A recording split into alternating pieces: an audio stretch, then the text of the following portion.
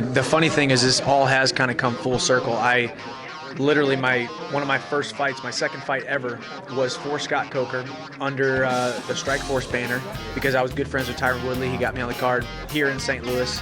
So it's kind of funny how it's all come full circle. And yeah, here I am, third fight in a row. You know, honestly, I didn't want to fight this fight here in St. Louis. I wanted that fight May 14th. I wanted to fight Josh Thompson. He got hurt. I still wanted to fight. So it's the nature of the game. Guys pull out of fights, and you know, you got to change plans. And here I am fighting in St. Louis though, so it's awesome. I got taken by surprise just like everybody else did. You know, I was planning on, you know, fighting Josh Thompson, and luckily I always train I always train and get in shape like I'm training for a 5-round fight.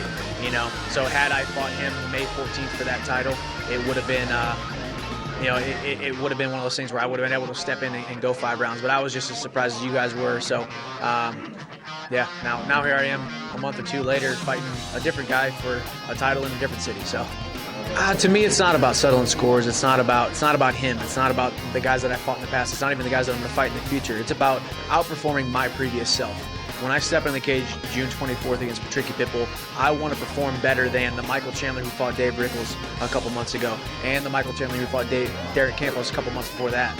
I want to continue to outperform myself, continue to get better, and see where I can really take this. You know, if I would have fought him for the title, it wouldn't have been anything different. I wouldn't have prepared for him. I would have prepared to beat somebody, becoming the best version of myself, and that's the honest truth. So I haven't seen his game change dramatically, to be honest. I think he's, you know, he's a power puncher. He's the guy he's looking for the knockout. You know, he has heavy hands. He has confidence in his hands. He has confidence in his striking. So we'll see what happens on Friday night. But I'm excited to go out there and compete against him.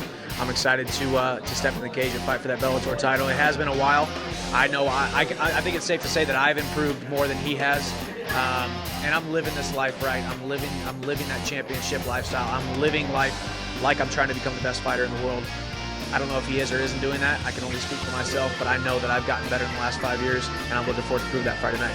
The story of my career is only about halfway through. You know, I still have a lot of fights left in this sport, a lot of years left in this sport. So, you know, it's definitely part of my story, and it's going to be, you know, that bumpy road, that tough patch is really going to be a light to people that, hey man, look what he went through. 688 days without a win, 3 losses in a row, 2 of which a lot of people thought he won. You could easily take steps backward. You could easily really get a negative outlook on life. You could really kind of fall into a slump, and I was able to kind of pull myself out of it through faith and surrounding myself with the right people.